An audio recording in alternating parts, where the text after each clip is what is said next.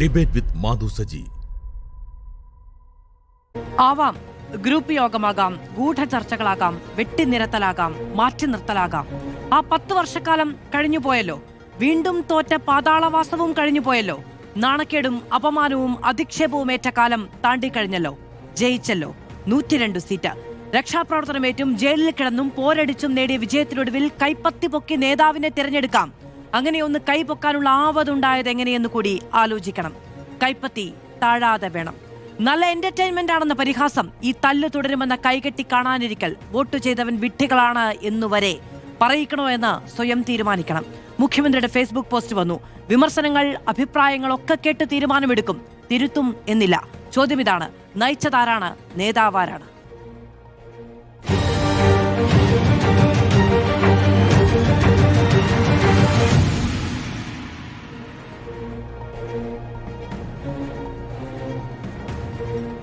നമ്മളോടൊപ്പം അതിഥികൾ: ജേക്സി തോമസ് CPM-ൽ നിന്ന്, ഡോക്ടർ ജിൻഡോ ജോൺ കോൺഗ്രസിൽ നിന്ന്, ശ്രീ ജേക്കബ് ജോർജ് രാഷ്ട്രീയ നിരീക്ഷകൻ, ശ്രീ A. സജീവൻ രാഷ്ട്രീയ നിരീക്ഷകൻ എന്നിവർ തത്സമയം നമ്മളോടൊപ്പം ചർച്ചയിൽ. ജിൻഡോ ജോണിൽ നിന്നാണ് യഥാർത്ഥത്തിൽ ഈ ചർച്ച തുടങ്ങേണ്ടത്. അദ്ദേഹം എത്തിച്ചേരുന്നതേയുള്ളൂ. ശ്രീ ജേക്കബ് ജോർജ്, പോയ 10 വർഷക്കാലത്തിന് ശേഷം അധികാരത്തിലേറാൻ പോവുകയാണ്. ഞാൻ ഇപ്പോഴും പറയുന്നത് മുഖ്യമന്ത്രി തീരുമാനിക്കാനുള്ള സമയം വൈകി കോൺഗ്രസിന് എന്നല്ല. സ്വാഭാവികമായ സമയമുണ്ടാകും. പക്ഷേ ഇതിന്റെ പ്രശ്നം എന്താണെന്ന് വെച്ചിട്ടുണ്ടെങ്കിൽ, കോൺഗ്രസ് ഈ തിരഞ്ഞെടുപ്പിനെ അഭിമുഖീകരിക്കുന്ന സമയം മുഴുവൻ, പ്രചാരണ കാലയളവ് മുഴുവനും ഇടതുപക്ഷം ആകെ പറഞ്ഞത് ഇനി ജയിച്ചാലും തല്ലുതീരില്ല എന്നുള്ളതാണ്. സ്വാഭാവികമായും പോസ്റ്റർ യുദ്ധമടക്കം കുറച്ചു മുമ്പ് തെരുവിലേക്ക് നീളുന്ന പ്രതിഷേധവും അല്ലെങ്കിൽ ഐക്യപ്രഖ്യാപന റാലിയും അടക്കമുള്ള കാഴ്ചകൾ കണ്ടു തുടങ്ങുകയാണ്. കോൺഗ്രസിന് ഈ സമ്മർദ്ദത്തെയും ഈ സാഹചര്യത്തെയും അതിജീവിക്കാൻ കഴിയുമോ?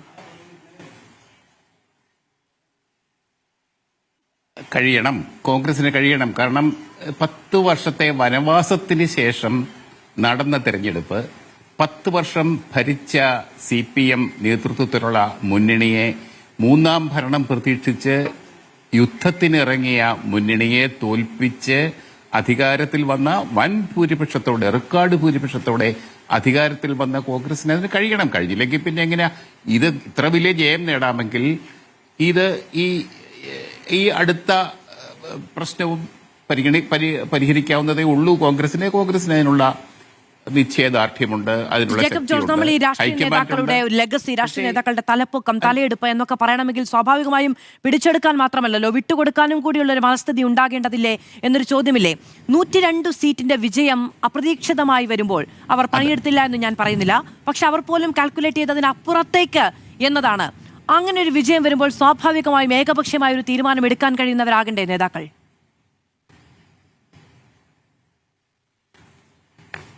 അത് മാധു, ഞാൻ പറയുന്നത് ഈ 3 നേതാക്കളും, KC വേണുഗോപാലും രമേശ് ചെന്നിത്തലയും BD സതീശനും, ഒരു മേശപ്പുറത്തിരുന്ന് വർത്തമാനം പറയാൻ കഴിഞ്ഞാൽ ഒരു പക്ഷേ ആ പ്രശ്നത്തിനൊരു ഒത്തുതീർപ്പുണ്ടാക്കാം. പക്ഷെ അവർ തയ്യാറില്ല. അതാണ് വിഷയം. തയ്യാറില്ല എന്ന് പറഞ്ഞാൽ 3 പേർക്കും പിടിവാശിയുണ്ട്. ഞാൻ ആ പിടിവാശി അതിനകത്ത് ഹൈക്കമാൻഡ് തീരുമാനിക്കും. പക്ഷേ മധു, ഞാൻ ഒരു ചരിത്രത്തിലെ ഒരു പുറം മാത്രം ഒന്ന് കാണിക്കട്ടെ. 1957 EMS ഗവൺമെന്റ് അപ്രതീക്ഷിതമായി കോൺഗ്രസിനെ ഞെട്ടിച്ചും കൊണ്ട് ഐക്യ കേരളത്തിന്റെ മുഖ്യമന്ത്രിയായി വന്നപ്പോൾ EMS നമ്പൂതിരിപ്പാട്, പ്രതിപക്ഷ നേതാവ് PT ചാക്കോ എന്ന ചുറുചുറുക്കുള്ള ചെറുപ്പക്കാരനായ കോൺഗ്രസുകാരനായിരുന്നു. പക്ഷെ PT ചാക്കോയെ 60-ൽ മുഖ്യമന്ത്രിയാക്കിയോ മധു? ആക്കിയില്ല. പകരം, അതാണ് ചരിത്രത്തിലെ പകരം അതൊരു മുന്നണി ഉണ്ടാക്കി, മുക്കൂട്ടു മുന്നണി എന്നൊക്കെ പിന്നീട് അന്ന് കമ്മ്യൂണിസ്റ്റുകാരൊക്കെ വിളിച്ച് കളിയാക്കിയ മുക്കൂട്ടു മുന്നണി. ആ മുന്നണിയിൽ PSPയും മുസ്ലിം ലീഗും കൂടി ചേർന്നു. അങ്ങനെയാണ് കമ്മ്യൂണിസ്റ്റ് പാർട്ടിയെ തോപ്പിച്ചത്. അങ്ങനെ അധികാരത്തിൽ കോൺഗ്രസ് വീണ്ടും വന്നപ്പോൾ മുഖ്യമന്ത്രിയായത് പട്ടം താണുപിള്ളയാ. PSP നേതാവ് പട്ടം താണുപിള്ളയെ മുഖ്യമന്ത്രിയാക്കിക്കൊണ്ട് PT ചാക്കോയെ മാറ്റി നിർത്തി.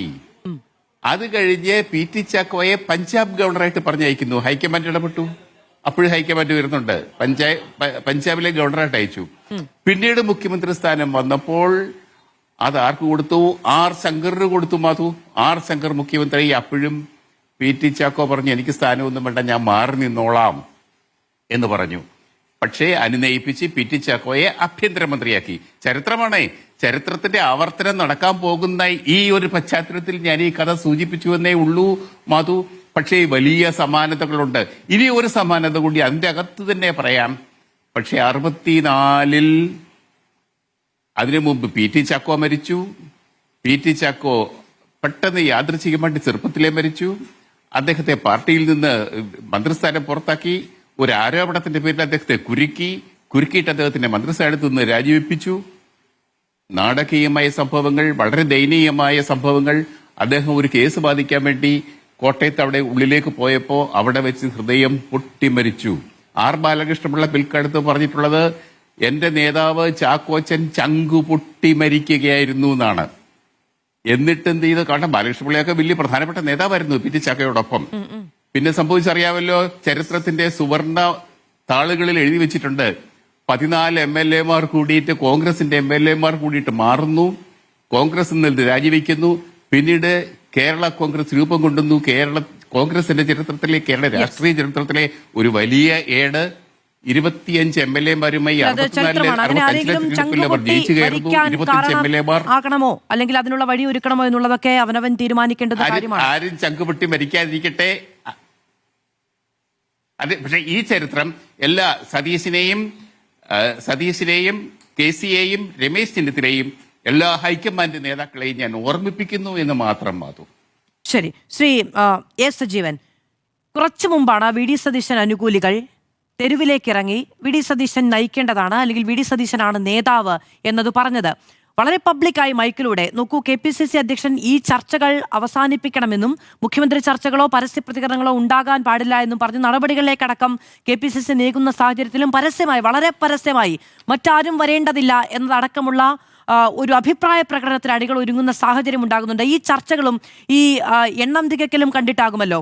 നോക്കിപ്പം VS വളരെ തലപ്പൊക്കമുള്ളൊരു നേതാവാണ്. പക്ഷെ VSന് വേണ്ടി തെരുവിലിറങ്ങിയിട്ടുണ്ട്. ഈ പോയ 10 കാലം കണ്ടതിലൊരു നേതാവിന് വേണ്ടി ആ നിലയ്ക്കുള്ള മുദ്രാവാക്യങ്ങൾ ഇന്നാണ് കേൾക്കാൻ കഴിയുന്ന ഒരു സാഹചര്യം ഉണ്ടാകുന്നത്. അത് എങ്ങനെയായിരിക്കും അതിന്റെ ഒരു പരിണതി? VSന് വേണ്ടിയിട്ട് ഇതേപോലെ അദ്ദേഹത്തെ പൂർണ്ണമായിട്ട് മാറ്റി നിർത്തുന്നൊരവസ്ഥയുണ്ടായിട്ട് തെരുവിലേക്ക് അദ്ദേഹം മത്സരിക്കാൻ പോലും പാടില്ല എന്ന നിലപാട് പാർട്ടി എടുത്തപ്പോൾ തെരുവിലേക്ക് ഇറങ്ങിയ ജനങ്ങളെ നമുക്കറിയാം. അത് അദ്ദേഹം ജനകീയനായിട്ടുള്ള നേതാവ് ആയതുകൊണ്ടാണ്. അതേപോലെ തന്നെ ഇവിടെ VD സതീശന് വേണ്ടി കുറേ പേർ രംഗത്തിറങ്ങുന്നു എന്നതിനർത്ഥം അദ്ദേഹത്തിൻ്റെ പ്രവർത്തനങ്ങൾ അത് അംഗീകരിക്കുന്ന കുറേ പ്രവർത്തകരിവിടെ ഉണ്ട് എന്നുള്ളതാണ്.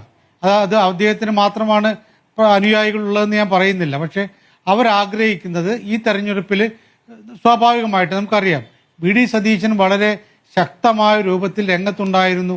അദ്ദേഹമാണ് ആദ്യമായിട്ട് 100-ന് മുകളിൽ സീറ്റ് കിട്ടിയില്ലെങ്കിൽ വനവാസം എന്ന രീതിയിലൊക്കെ അദ്ദേഹം പറഞ്ഞത്.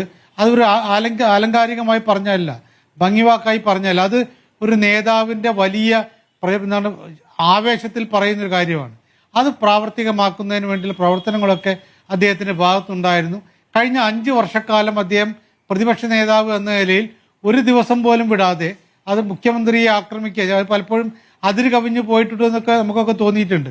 ദിവസവും എണീറ്റ് മുഖ്യമന്ത്രി രാജിവെക്കണം എന്നുള്ള രീതിയിലേക്കൊക്കെ പറയുന്ന അവസ്ഥയിലേക്കൊക്കെ പോയിട്ട്, പക്ഷെ എന്നാൽ പോലും ഒരു ദിവസം പോലും വിടാതെ സർക്കാരിനെതിരെ ശക്തമായ ആക്രമണം നടത്തിയിട്ടുള്ള ആളാണ്. അപ്പോൾ അങ്ങനെ ഒരാൾ മുഖ്യമന്ത്രിയായിട്ട് വരണം, ഇത്രയും വലിയ വിജയം നേടുമ്പോൾ മുഖ്യമന്ത്രിയുമായിട്ട് വരണം എന്നാഗ്രഹിക്കുന്ന ആളുകളുണ്ടാവും. തെറ്റായ കാര്യമൊന്നുമല്ല. അപ്പം KPCC പ്രസിഡന്റിന് പറയാം പരസ്യ പ്രസ്താവന പാടില്ല എന്നുള്ള കാര്യം. അതേപോലെ തന്നെ ഹൈക്കമാൻഡിനും പറയാം.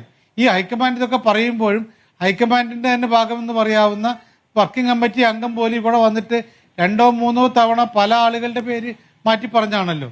ആദ്യം ചെന്നിത്തലയുടെ പേര് പറഞ്ഞു, അത് കഴിഞ്ഞിട്ട് KC വേണുഗോപാലിന്റെ പേര് പറഞ്ഞു, അത് കഴിഞ്ഞിട്ട് സ്വന്തം പേരും പറഞ്ഞു. ഇങ്ങനെ അത്തരം കാര്യങ്ങളൊക്കെ നേതാക്കന്മാർക്ക് പറ്റുമെങ്കിൽ, വർക്കിംഗ് കമ്മിറ്റി അംഗത്തിന് പോലും പറ്റുമെങ്കിൽ സ്വാഭാവികമായിട്ട് ജനങ്ങൾ അവരുടെ വികാരം പ്രകടിപ്പിക്കും. പിന്നീട് ഇങ്ങനെ പ്രകടിപ്പിക്കാനുള്ള ഒരു പ്രചോദനം നേതാക്കന്മാരുടെ ഭാഗത്തുണ്ടാവാം. ഇതൊരു തെറ്റായ, എനിക്ക് തോന്നുന്നത് നമ്മൾ ഇതൊരു വലിയ അതിര് കവിഞ്ഞ ഒരവസ്ഥയിലാണ് എന്ന് വിചാരിക്കേണ്ട കാര്യമില്ല. കാരണം ഈ തെരഞ്ഞെടുപ്പ് കഴിഞ്ഞു, കോൺഗ്രസിന്റെ രീതി അനുസരിച്ച് നിയമസഭാ സമിതി അംഗങ്ങളുടെ യോഗം ചേരുന്നു, ആ യോഗത്തിൽ അഭിപ്രായം തേടുന്നു, ആ അഭിപ്രായം കഴിഞ്ഞിട്ട് ഇന്നിപ്പോൾ അതൊക്കെ നടന്നു. അതിന്റെ കൂടെ സ്വാഭാവികമായിട്ടും ഇല്ലാത്ത ഒന്നാണ് ഘടകകക്ഷി നേതാക്കന്മാരുമായിട്ട് ചർച്ച എന്ന് പറയുന്നത്. അത് സാധാരണ രീതിയിൽ അതിന്റെ ഭാഗമായിട്ടുള്ളതല്ല, പക്ഷെ പലപ്പോഴും നടക്കാറുണ്ട്. ഈ മുഖ്യമന്ത്രി ആര് ആവണം എന്നുള്ള കാര്യത്തിൽ കോൺഗ്രസ് ആണ് തീരുമാനിക്കേണ്ടതെങ്കിൽ പോലും ചില സന്നിഗ്ധ ഘട്ടങ്ങളിൽ ഈ പിന്നെ നേതാക്കന്മാരുമായിട്ടും ഈവൻ മാണി സി കാപ്പൻ ഉൾപ്പെടെയുള്ള ആളുകളുമായിട്ടും ഈ മാക്കനും മറ്റും സംസാരിച്ചു കഴിഞ്ഞു. അത് കഴിഞ്ഞിട്ട് മാത്രമല്ല ഈ MLA-മാർ, കോൺഗ്രസ് MLA-മാരുടെ യോഗത്തിൽ ഒരു പ്രമേയം ഉണ്ടാവുന്നു. ആ പ്രമേയം KPC പ്രസിഡന്റ് അവതരിപ്പിക്കുന്നു. കോൺഗ്രസ് സാധാരണഗതിയിൽ മുഖ്യമന്ത്രിയെ തീരുമാനിച്ചുകൊണ്ടല്ല ഒരു തെരഞ്ഞെടുപ്പിനെ നേരിടുന്നത് എന്നത് നമ്മൾ കേൾക്കാറുള്ള ഒരു കാര്യമാണ്. ഏറെക്കുറെ അങ്ങനെയാണ് താനും. പക്ഷേ അധികാര കേന്ദ്രങ്ങൾ പലതുണ്ടാകുമ്പോൾ ആർക്കൊപ്പം നിൽക്കണം, അതാണ് കുറച്ചുകൂടി സേഫ് എന്നൊരു ചിന്ത സ്വാഭാവികമായും അണികൾക്കും നേതാക്കൾക്കും ഉണ്ടാകുമല്ലോ. സീറ്റ് കിട്ടാൻ, ക്യാബിനറ്റിലേക്ക് പങ്കാളിത്തം കിട്ടാൻ, ഇങ്ങനെ പലതരത്തിലുള്ള പ്രതിസന്ധികൾ ഉണ്ടാകുമല്ലോ. ഇനിയുള്ള വളർച്ചയ്ക്ക് ഒക്കെ യഥാർത്ഥത്തിൽ ആരാണ് നേതാവ് എന്നത് സംബന്ധിച്ച ഈ തർക്കം ഇങ്ങനെ രൂക്ഷമാകുന്നതിന് മുമ്പ് ഒരു രൂപരേഖ ഉണ്ടാക്കാത്തതാണോ ഈ പ്രശ്നങ്ങൾക്ക് കാരണം? അല്ലല്ല, ഇതിനു മുമ്പേ ഉണ്ടായിരുന്ന കാര്യം എന്ന് പറയുന്നത്, നമ്മൾ കോൺഗ്രസ് ഒരു നേതാവിനെ വെച്ചുകൊണ്ട്, ഒരു മുഖ്യമന്ത്രി സ്ഥാനാർത്ഥിയെ വെച്ചുകൊണ്ട് തെരഞ്ഞെടുപ്പിൽ മത്സരിക്കില്ല എന്നൊക്കെ പൊതുവെ പറയാറുണ്ടെങ്കിൽ പോലും എല്ലാ തവണയും ഒരു മുഖ്യമന്ത്രി സ്ഥാനാർത്ഥി ഉണ്ടാകും. കാരണം നേരത്തെ 2 ഗ്രൂപ്പുകളാണ്. പ്രത്യേകിച്ച് കരുണാകരൻ്റെ ആന്റണിയുടെ കാലമൊക്കെ വരുമ്പോഴേക്ക് 2 ഗ്രൂപ്പുകൾ പ്രബലമായിട്ടുണ്ടാകും. അതിലൊരു ഗ്രൂപ്പിന്റെ നേതാവ് സംഘടനാ നേതൃത്വത്തിലുണ്ടാകും, ഒരാൾ പിന്നെ പാർലമെന്ററി രംഗത്തുണ്ടാകും. ഇതാണ് ഉണ്ടാവാറുള്ളത്. അപ്പോൾ മുഖ്യമന്ത്രിയായിട്ടല്ല, KPCC പ്രസിഡന്റായിട്ട് AK ആന്റണി ആണെങ്കിൽ പിന്നീട് അവിടെ തർക്കമില്ല. അതിൽ ആരായിരിക്കും മുഖ്യമന്ത്രി എന്നുള്ള കാര്യത്തിൽ ഒരു സംശയം ഉണ്ടാവില്ല. മുഖ്യമന്ത്രിയായിട്ട് കരുണാകരനായിരിക്കും. എന്നൊക്കെ കേട്ടിട്ടുണ്ട് ചരിത്രത്തിൽ. പക്ഷെ അപ്പോൾ പോലും കരുണാകരൻ 2 തവണ രാജിവെച്ച് പോകുമ്പോഴും AK ആന്റണിയാണ് പകരക്കാരനായി വരുന്നത്. എതിർപക്ഷമാണെന്നിരിക്കലും നമുക്ക് പ്രാമുഖ്യം കിട്ടുമെന്നിരിക്കലും AK ആന്റണിക്ക് ഒരു ഘട്ടത്തിൽ മുഖ്യമന്ത്രിയാക്കാനുള്ള ഒരു താല്പര്യവും ഉണ്ടായിരുന്നില്ല. അദ്ദേഹം പരമാവധി വിമുഖത കാണിക്കുകയും ചെയ്തു. അപ്പോൾ ഈ വെട്ടിന്റെ ചരിത്രം എന്ന് പറയുന്നത് സൃഷ്ടിയാണോ എന്ന് എനിക്കറിയില്ല. എന്നിരുന്നാൽ പോലും ഒരാളെ വെട്ടി, അല്ലെങ്കിൽ അയാൾ സ്വാഭാവികമായി അയാളുടെ തന്നെ രാഷ്ട്രീയ പരാജയത്തിന്റെ പേരിൽ ഒഴിഞ്ഞു പോകുമ്പോഴും എനിക്ക് വേണമെന്നൊരു ചിന്ത അവിടെ ഉണ്ടായിരുന്നോ ആന്റണി ലീഡർ കാലത്ത് എന്ന കാര്യത്തിൽ എനിക്ക് സംശയമുണ്ട്. അല്ല, AK ആന്റണി മുഖ്യമന്ത്രിയായ സമയത്ത് അദ്ദേഹം വിമുഖനായിരുന്നു എന്നൊക്കെ പറഞ്ഞാൽ നമുക്കത് വിശ്വസിക്കാൻ പറ്റില്ല. കാരണം നമുക്കറിയാമല്ലോ, തിരുത്തൽവാദികൾ ഉണ്ടായിരുന്ന സമയത്ത് അവർ ശക്തമായ രൂപത്തിൽ രംഗത്ത് വരുന്നു. അതിന് നേതൃത്വം കൊടുത്ത് A ഗ്രൂപ്പിന്റെ നേതാവായ, അന്ന് കേരളത്തിൽ A ഗ്രൂപ്പിന് ഒറ്റ നേതാവേ ഉള്ളൂ, അത് AK ആന്റണി ആയിരുന്നില്ല, ഉമ്മൻചാണ്ടി ആയിരുന്നു. ഉമ്മൻചാണ്ടി ആകും അടുത്ത മുഖ്യമന്ത്രി എന്നതിൽ ആർക്കും സംശയം ഉണ്ടായിരുന്നില്ല. പക്ഷെ സംഭവിച്ചത് എന്താണ്? AK ആന്റണി അവിടെ നിന്ന് വരുന്നു. അതിനുള്ള കളം തീർക്കുക എന്ന് പറയുന്നത് വേറെ കാര്യം. അതാണ് വേറെ ഒരു തരത്തിൽ വെട്ടായിട്ട് വരുന്നത്. എനിക്കറിയാം, ഞാൻ ആ സമയത്ത് ഡൽഹിയിൽ ഉണ്ടായിരുന്നു. എൻ്റെ അടുത്ത് കോൺഗ്രസിലെ വലിയ നേതാവ്, ഉന്നതനായ നേതാവ് പറഞ്ഞ്, നമ്മളൊക്കെ വിചാരിക്കുന്ന പോലെയല്ല, മുഖ്യമന്ത്രിയായിട്ട് സ്പെഷ്യൽ ഫ്ലൈറ്റിൽ, ചാർട്ടേഡ് ഫ്ലൈറ്റിൽ AK ആന്റണി തിരുവനന്തപുരത്ത് പറന്നിറങ്ങും എന്ന് പറഞ്ഞിരുന്നു. അത് പക്ഷെ അന്ന് ഈ കേന്ദ്ര നിരീക്ഷകരോട് അദ്ദേഹം അനുകൂലമായ നിലപാട് സ്വീകരിച്ചില്ല. ഒടുവിൽ ആജ്ഞാപിക്കേണ്ടി വന്നു എന്നതടക്കമാണ് വായിച്ചിട്ടുള്ളത്. അതെനിക്ക് തോന്നുന്ന വായനയുടെ ഭാഗം മാത്രമായിരിക്കും. അതല്ലാത്ത രൂപത്തിലെ കളികൾ അക്കാലത്ത് തന്നെ പറഞ്ഞു കേട്ടിരുന്നു. കാരണം ഇത് ഒന്നുള്ള ഹൈക്കമാൻഡിന്റെ തീരുമാനമാണ്. ഹൈക്കമാൻഡാണ് അന്നും തീരുമാനിച്ചിരുന്നത്. ഉമ്മൻചാണ്ടിയെ മുഖ്യമന്ത്രിയാക്കുന്നതിനോട് വിയോജിപ്പുണ്ടായിരുന്നു ഹൈക്കമാൻഡിന്. അത് ഒഴിവാക്കിയിട്ടാണ് AK ആന്റണി. AK ആന്റണി പക്ഷേ വിമുഖനായിരുന്നില്ല. അദ്ദേഹം അന്ന് കൃഷി വകുപ്പ് മന്ത്രിയായിരുന്നു. അപ്പൊ സ്വാഭാവികമായ കൃഷിയല്ല, ഭക്ഷ്യവകുപ്പ് മന്ത്രിയായിരുന്നു, പക്ഷെ സിവിൽ സപ്ലൈസ് വകുപ്പ് മന്ത്രിയായിരുന്നു. അപ്പോൾ ആ സമയത്ത് അദ്ദേഹം മന്ത്രിയായിരിക്കുകയാണ് ഇങ്ങോട്ട് വരുന്നത്. അദ്ദേഹം വേണ്ട എന്ന് പറഞ്ഞാൽ തീർച്ചയായിട്ടും വേണ്ടാന്ന് വെക്കാവുന്ന ഒരു അവസ്ഥയാണ്. പക്ഷെ അതുണ്ടായില്ല. ഓക്കെ, ശരി. അത് ഒരുപക്ഷെ ഞാൻ ഈ പറയുന്ന 2 വായനകളുടെ പ്രശ്നമായിരിക്കും. എന്നിരുന്നാൽ പോലും വായിച്ചത് അങ്ങനെയാണ്. അത് ആജ്ഞയാണോ അപേക്ഷയാണോ എന്ന് ചോദിച്ചപ്പോൾ അനുസരിക്കുകയാണെങ്കിൽ അപേക്ഷയാണ്, അല്ലെങ്കിൽ ആജ്ഞയായിരിക്കുമെന്ന് കേന്ദ്ര നിരീക്ഷകർ പറഞ്ഞതായി അടുത്താണ് വായിക്കുകയും ചെയ്തത്. അതുകൊണ്ട് അങ്ങനെ ചോദിച്ചതാണ്. അങ്ങയുടെ പക്ഷം ഞാൻ ബഹുമാനത്തോടു കൂടി കേൾക്കുകയും ചെയ്യുന്നു. അതും ഒരു വായനയാണല്ലോ. ശരി, ഡോക്ടർ ജിൻഡോ ജോൺ, കോൺഗ്രസിന് ഈ പറയുന്നത് പോലെ ഒരു രീതിയുണ്ട് എന്നാണ് കേട്ടിട്ടുള്ളത്. അങ്ങനെയുള്ള പല രീതികൾ നമ്മൾ ചരിത്രത്തിൽ കേട്ടിട്ടുണ്ട്. അങ്ങ് കൂടി വരാത്തത് കൊണ്ട് ആ ചർച്ചയിലേക്ക് ഡയറക്റ്റായി കയറുന്നതിന് മുൻപ് ഞാൻ മുതിർന്ന മാധ്യമപ്രവർത്തകരുടെ അഭിപ്രായം കേൾക്കുകയും ചർച്ച ചെയ്യുകയുമായിരുന്നു. എപ്പോഴത്തേക്കൊരു തീരുമാനമുണ്ടാകും എന്ന് ചോദിച്ചാൽ സ്വാഭാവികമായും അങ്ങയുടെ മറുപടി ഉചിതമായ സമയത്ത് തീരുമാനമുണ്ടാകും എന്നുള്ളതാണ്. പക്ഷേ ഇന്നിപ്പോൾ ഈ ചർച്ചയ്ക്ക് കയറുന്നതിന് മുമ്പ് തൊട്ട് മുൻപ് കണ്ണൂരിലടക്കം വി ഡി സതീശൻ അനുകൂലികൾ തെരുവിലിറങ്ങുന്ന ഒരു സാഹചര്യമുണ്ടായി. ഈ കോൺഗ്രസിനൊരു രീതിയുണ്ട് എന്നും അത് ഉചിതമായൊരു സമയത്തൊരു തീരുമാനം എടുക്കും എന്നും കോൺഗ്രസിന്റെ അണികൾക്ക് അറിയില്ലേ ശ്രീ ജിൻഡോ ജോൺ? തീർച്ചയായിട്ടും അത് കോൺഗ്രസിന്റെ രീതികൾ കോൺഗ്രസിന്റെ അണികൾക്കറിയാം. അണികളും അനുഭാവികളും ആയിട്ടുള്ള മനുഷ്യരും അല്ലാത്ത ആളുകളും ഒക്കെ വോട്ട് ചെയ്തിട്ടുള്ള ഒരു തെരഞ്ഞെടുപ്പാണ്. ചരിത്രപരമായ വലിയൊരു വിജയം കിട്ടിയൊരു തെരഞ്ഞെടുപ്പാണ്. അതിനുശേഷം സ്വാഭാവികമായിട്ടും ഓരോ ആളുകളും അവർക്ക് ഇഷ്ടപ്പെട്ട നേതാവ് കേരളത്തിന്റെ മുഖ്യമന്ത്രിയായി കടന്നു വരണമെന്ന് ആഗ്രഹിക്കുന്നത് സ്വാഭാവികമാണ്. അത്തരത്തിൽ പലരും ഇഷ്ടപ്പെട്ട നേതാക്കൾക്ക് വേണ്ടിയിട്ട് സംസാരിക്കുന്നത് സ്വാഭാവികമാണ്. ഇത് കോൺഗ്രസിന്റെ ഒരു പ്രവർത്തനത്തിന്റെ ഭാഗമായിട്ടുള്ളൊരു സ്ഥിരം ശൈലിയാണ്. അതിനപ്പുറത്ത് ഇതിനൊരു വലിയ ഒരു ഗൗരവം കാണേണ്ടതില്ല. പിന്നെ ഈ പറഞ്ഞ പോലെ ഇതിന്റെ ഒരു പ്രൊസീജിയർ ഇത്ര വലിയ ഭൂരിപക്ഷം കിട്ടിയിട്ടുണ്ട്. MLA-മാരുടെ എണ്ണം വളരെ വലുതാണ്. MLA-മാരുടെ അഭിപ്രായവും പാർട്ടിയിലെ സീനിയർ നേതാക്കന്മാരുടെ അഭിപ്രായവും പൊതുജന അഭിപ്രായവും എല്ലാ കാര്യങ്ങളും കണക്കിലെടുത്തിട്ടായിരിക്കും ഉചിതമായ സമയത്ത് ഏറ്റവും ഈ മുന്നണിയെ നയിക്കാൻ ഏറ്റവും യോഗ്യനായിട്ടുള്ള നേതാവിനെ കേരളത്തിന്റെ മുഖ്യമന്ത്രി സ്ഥാനത്തേക്ക് ഹൈക്കമാൻഡ് തീരുമാനിച്ചറിയിക്കുമെന്നുള്ളതാണ് നമ്മുടെ എല്ലാം പ്രതീക്ഷ. അല്ല, പക്ഷെ എന്തുകൊണ്ടാണ് പിന്നെ ഓരോ നേതാക്കൾക്കും വേണ്ടി തെരുവിലിറങ്ങേണ്ടി വരുന്ന സാഹചര്യം അണികൾക്കുണ്ടാകുന്നത്? ഈ ഘട്ടത്തിൽ ഈ ചർച്ചകളൊക്കെ വളരെ ആരോഗ്യകരമായാണ് നടക്കുന്നത് എങ്കിൽ അല്ല, ചർച്ചകൾ വളരെ ആരോഗ്യകരമായിട്ടാണ് നടക്കുന്നത്. MLA-മാർ KPCC ഓഫീസിൽ ചെല്ലുകയും മീറ്റിംഗിൽ പങ്കെടുക്കുകയും അതിനുശേഷം ചില ആളുകൾ അഭിപ്രായം പറയുകയും പൊതുസമൂഹത്തിൽ അഭിപ്രായം പറയുകയും ചിലർ അഭിപ്രായം രേഖപ്പെടുത്താതിരിക്കുകയൊക്കെ ചെയ്തു. അത് ഓരോരുത്തരുടെ വ്യക്തിപരമായ താല്പര്യങ്ങളാണ്.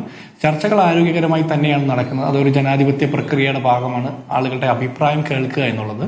അതിനോടൊപ്പം ഓരോ നേതാക്കന്മാരുമായി ബന്ധപ്പെട്ട ആളുകൾ, ആരാധകരായിട്ടുള്ള ആളുകളുണ്ട്, അനുഭാവികളും അണികളുമായിട്ടുള്ള ആളുകളുണ്ട്.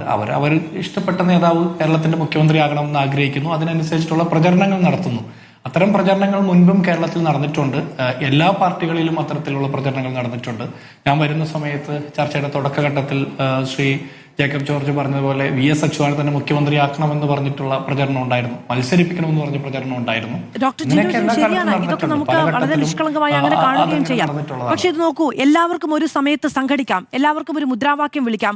ഉമ്മൻചാണ്ടിയുടെയും VD സതീശന്റെയും ഫോട്ടോ ഒരുമിച്ച് പ്രിന്റ് ചെയ്ത AI ഫോട്ടോ പ്രിന്റ് ചെയ്തത് പ്ലക്കാർഡിൽ ഒട്ടിച്ച് അതുകൊണ്ട് തന്നെ പ്രചരണം നടത്താമെന്നുള്ളത് വളരെ സ്പോണ്ടേനിയസ് ആയിട്ട് സംഭവിക്കുന്നതാണ് എന്നങ്ങ് വിചാരിക്കുകയും പറയുകയുമില്ല എന്ന് ഞാൻ വിചാരിക്കുന്നു. അപ്പോൾ അതിനൊരു ആസൂത്രണം ഉണ്ടായിട്ടുണ്ട്. ഒരു പ്രതിഷേധം അല്ലെങ്കിൽ ഒരു ശക്തി പ്രകടനം ഉണ്ടാക്കാം എന്ന് നേതാക്കൾ വിചാരിക്കുന്നുണ്ട്.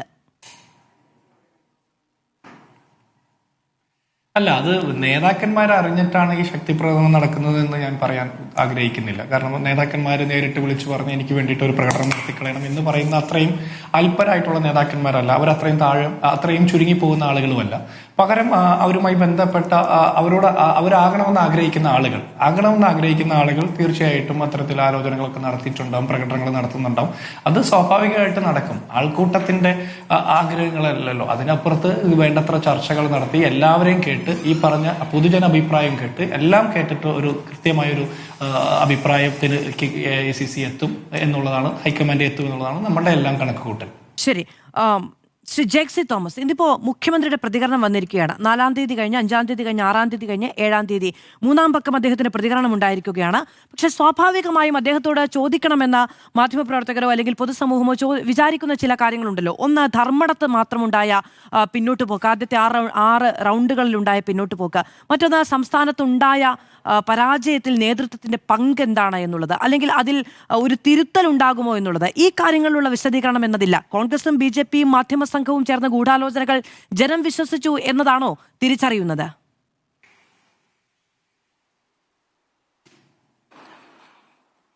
ഒരിക്കലുമല്ല.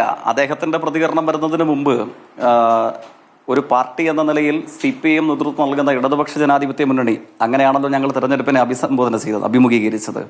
അപ്പോൾ ആദ്യത്തെ ദിവസങ്ങളിൽ തന്നെ CPIMന്റെ സംസ്ഥാന സെക്രട്ടറി താൻ പ്രതിദാനം ചെയ്യുന്ന രാഷ്ട്രീയ പ്രസ്ഥാനത്തിന് വേണ്ടി, അതേപോലെ തന്നെ മുന്നണിക്ക് വേണ്ടി തെരഞ്ഞെടുപ്പ് സംബന്ധമായിട്ടുള്ള ഇടതുപക്ഷ രാഷ്ട്രീയത്തിന്റെ പ്രതികരണം നമ്മുടെ മുമ്പാകെ നടത്തിയിട്ടുണ്ട്.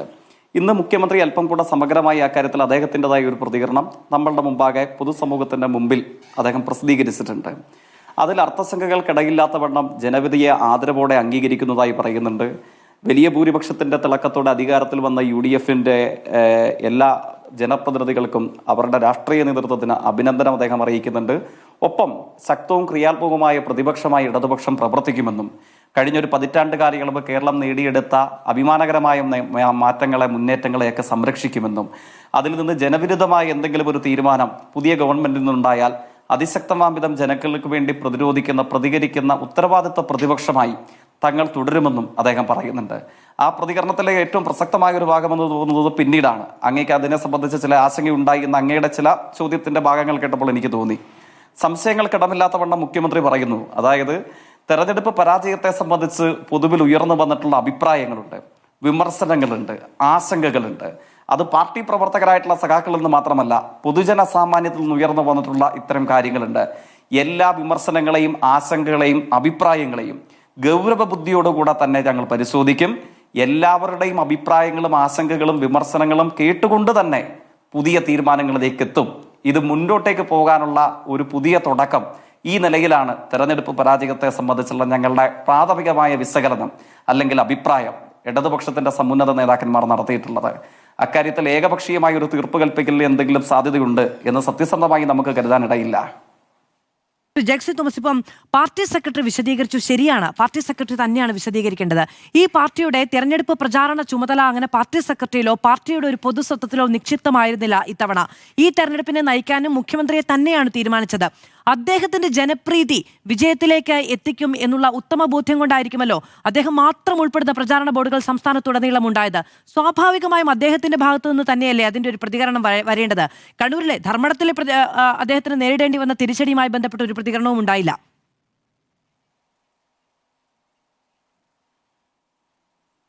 അതിനെയൊക്കെ സംബന്ധിച്ച് അതൊക്കെ അല്പം മണ്ഡലം കേന്ദ്രീകരിച്ച് ഏതൊക്കെ സ്ഥലങ്ങളിൽ ഞങ്ങൾക്ക് തിരിച്ചടി നേരിടേണ്ടതായി വന്നു, അസാധാരണമായ തിരിച്ചടി നേരിടേണ്ട വന്ന അനേകം മണ്ഡലങ്ങളുണ്ട്. അത് മലബാറിലുള്ള മണ്ഡലങ്ങൾ മാത്രമല്ല, മധ്യ തിരുവിതാംകൂറിലുണ്ട്, തെക്കൻ കേരളത്തിലുണ്ട്. കേരളത്തിലാകെ ഇടതുപക്ഷത്തിന്റെ സുരക്ഷിത കേന്ദ്രങ്ങളായി കരുതിയിരുന്ന പല മണ്ഡലങ്ങളിലും ഞങ്ങൾക്ക് തിരിച്ചടി അല്ലെങ്കിൽ തോൽവി നേരിടേണ്ട വന്ന തെരഞ്ഞെടുപ്പാണിത്. അപ്പം അത്തരം കാര്യങ്ങളെയൊക്കെ സംബന്ധിച്ച് സമഗ്രമായ പരിശോധന, സമഗ്രമായ വിലയിരുത്തൽ, അങ്ങ് സൂചിപ്പിച്ചതുപോലെ ഏതെങ്കിലും ഒരു 1-2 ദിവസം കൊണ്ട് പെട്ടെന്ന് തന്നെ കാരണം കണ്ടെത്തി വിശദീകരിക്കേണ്ട ഒരു ചെറിയ കാര്യമല്ലല്ലോ ഞങ്ങളെ സംബന്ധിച്ചിട്ടുണ്ടായിട്ടുള്ളത്.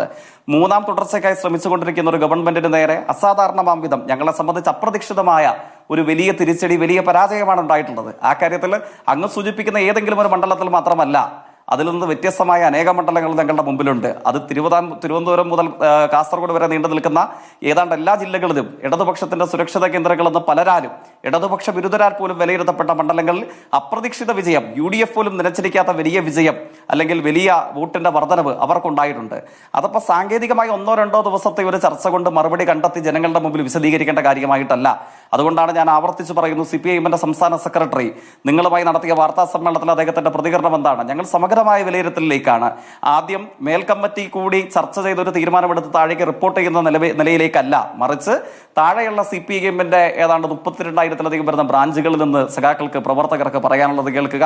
അതിനുശേഷം ലോക്കൽ കമ്മിറ്റികൾ, ഏരിയ കമ്മിറ്റികൾ, 14 ജില്ലകളിലെ ജില്ലാ കമ്മിറ്റികൾ, ഇവരുടെയൊക്കെ അഭിപ്രായം ക്രോഡീകരിച്ചതിന് ശേഷമായിരിക്കും, ഏറ്റവും ഒടുവിലായിരിക്കും മുകളിലേക്ക് പോയി സംസ്ഥാന സെക്രട്ടേറിയറ്റ് ഉൾക്കൊള്ളുന്ന ഉയർന്ന ഫോറം ഒരു തെരഞ്ഞെടുപ്പ് സംബന്ധമായ സമഗ്ര പരിശോധന നടത്തി തീർപ്പുകളിലേക്ക്, കാരണങ്ങളിലേക്ക്, പുതിയ മാറ്റങ്ങളിലേക്ക് ഒക്കെ എത്തുക. ഈ വലിയ പരിശോധനയ്ക്ക് ശേഷമായിരിക്കും. ഞാൻ ഇന്നലെയും പറയുകയുണ്ടായി, എനിക്ക് പാർട്ടി സെക്രട്ടറി വാർത്താ സമ്മേളനം നടത്തിയപ്പോൾ പതിവിൽ നിന്ന് വിപരീതമായി 10 മിനിറ്റ് മാത്രം നീണ്ട എഴുതി വായിച്ച ഒരു വാർത്താ സമ്മേളനമാണ് MV ഗോവിന്ദൻ മാസ്റ്റർ ഭാഗത്തു നിന്നുണ്ടായിരിക്കുന്നത്.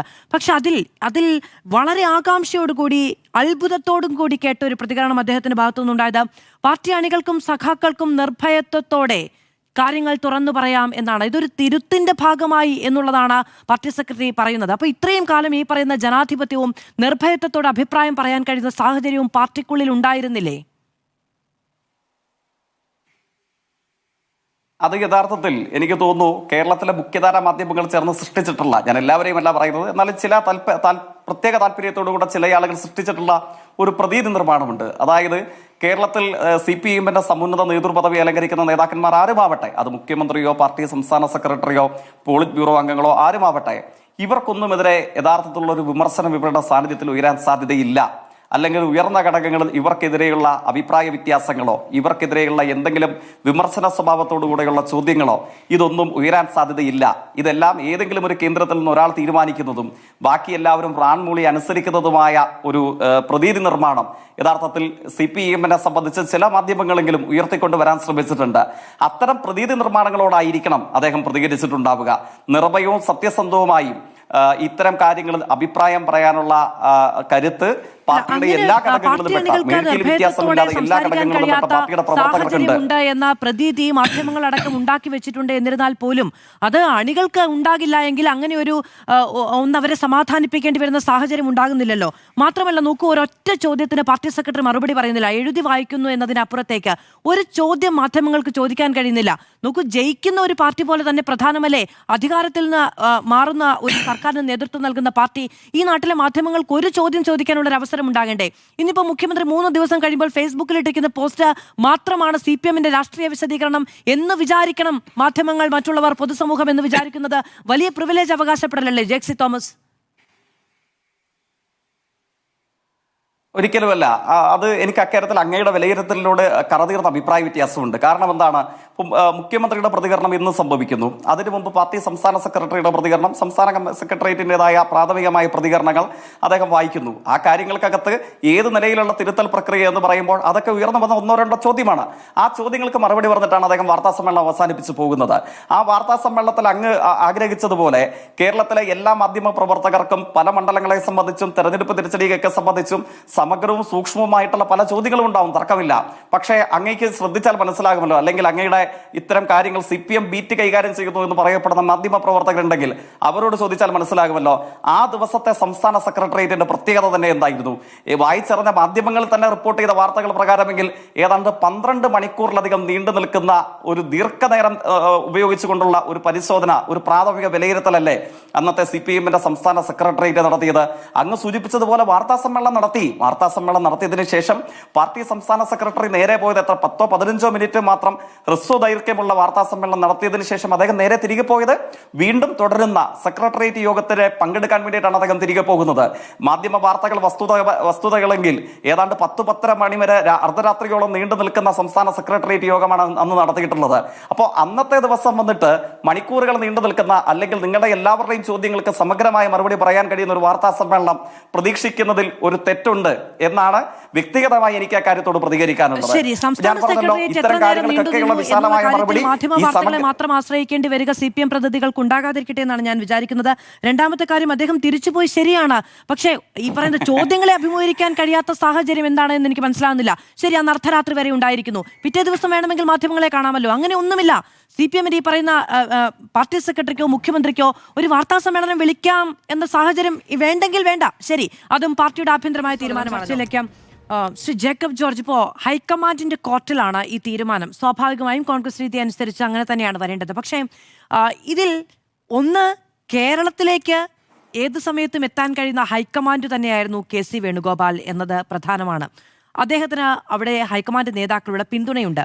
ദീർഘകാലം ദേശീയ രാഷ്ട്രീയത്തിൽ പ്രവർത്തിച്ച ഒരാളാണ് രമേശ് ചെന്നിത്തല. ഈ പറയുന്ന മുകുൾ വാസ്നിക്കിനടക്കം കേരളത്തിന്റെ ചുമതലയുണ്ടായിരുന്നപ്പോൾ അദ്ദേഹം ഇവിടെ സംസ്ഥാനത്ത് ചുമതലയുണ്ടായിരുന്ന ആളാണ്. സ്വാഭാവികമായും അവിടെ വലിയ ബന്ധങ്ങളുണ്ട്. VD സതീശനാണ് ഇതിലൊരു ഒറ്റയാൻ. അപ്പോൾ ഈ താല്പര്യങ്ങൾക്കപ്പുറത്തേക്കുള്ള ഒരു തീരുമാനത്തിലുള്ള സാധ്യത എങ്ങനെയാണ്? സാധ്യത വളരെ സിമ്പിളാണ്. ഹൈക്കമാൻഡ് പ്രതിനിധികൾ കാര്യങ്ങൾ ചോദിച്ചറിഞ്ഞപ്പോൾ ഏറ്റവും കൂടുതൽ MLA-മാർ പിന്തുണ നൽകുന്ന നേതാവ് KC വേണുഗോപാലാണ്. 63 MLA-മാരിൽ ഏതാണ്ട് 45 പേർ VD സതീശനും രമേശ് ചെന്നിത്തലയ്ക്കും അതിലും കുറവാണ്. സാധാരണ ഹൈക്കമാൻഡിന് ചില ക്രൈറ്റീരിയ ഉണ്ട്. 1985-ൽ കെ കരുണാകരന്റെ പ്രശ്നം വന്നപ്പോൾ ചാരക്കേസിന്റെ പേരിൽ അദ്ദേഹത്തെ കോൺഗ്രസ് പക്ഷം തന്നെ പുറത്താക്കാൻ കരുനീക്കം നടത്തിയപ്പോൾ അതിന് നേതൃത്വം വഹിച്ചത് ആന്റണി പക്ഷത്തിന്റെ നേതാവായ ഉമ്മൻചാണ്ടിയാണ്. അത് കഴിഞ്ഞിട്ടാണ് അദ്ദേഹം വിമാനത്തിൽ ഇറങ്ങി 95-ൽ തന്നെ മുഖ്യമന്ത്രിയായത്.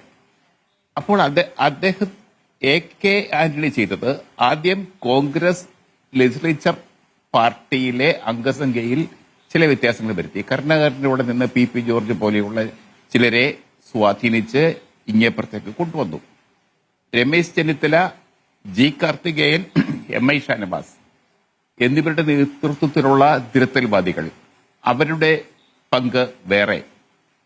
അതിലൊക്കെ അപ്പുറത്ത് ഘടകകക്ഷികളെ മെരുക്കി Muslim League, Kerala Congress Mani group, TM ജേക്കബിന്റെ നേതൃത്വത്തിലുള്ള കേരള കോൺഗ്രസ് ഉൾപ്പെടെയുള്ളവരെ സ്വാധീനിച്ച് മുന്നണിയിലെ സമനില തെറ്റിച്ചു. മുന്നണിക്കകത്തെ സമനില ആന്റണി പക്ഷത്തിന് അനുകൂലമായിട്ട് തിരിച്ചു. അത് AK ആന്റണിയുടെ നേതൃത്വത്തിൽ, ഉമ്മൻചാണ്ടിയുടെ സ്വാധീനത്തിൽ ചെയ്ത ചില മാനിപ്പുലേഷൻസ് ആണ്.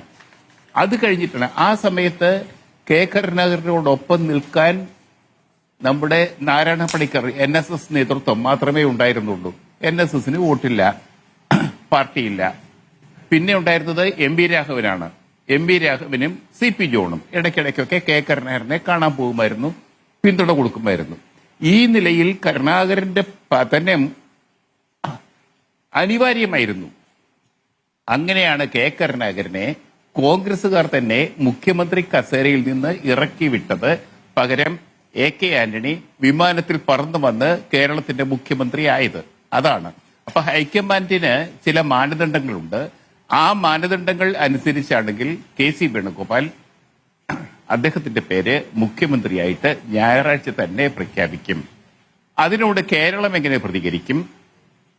വോട്ട് ചെയ്ത കോൺഗ്രസ് വോട്ടർമാർ, സാധാരണക്കാരായ വോട്ടർമാർ, വോട്ട് ചെയ്ത CPMകാർ, കോൺഗ്രസിന് ഭരണം മാധുവിനറിയാമല്ലോ, സ്വർണ്ണ തളികയിൽ വെച്ച് കൊടുക്കുകയായിരുന്നു കോൺഗ്രസിന്. അങ്ങനെ വോട്ട് ചെയ്ത കേരളീയർ എങ്ങനെ പ്രതികരിക്കും എന്നുള്ളത് തീർച്ചയായിട്ടും കേരളത്തിൽ അങ്ങോളം ഇങ്ങോളം കാണുന്നത് ഇപ്പോൾ ഒരു VD സതീശൻ തരംഗമാണ്. ഞാൻ ഒരു തരംഗത്തെയും പ്രോത്സാഹിപ്പിക്കുന്നില്ല, ഒരു തരംഗത്തെയും ചോദ്യം ചെയ്യുന്നില്ല.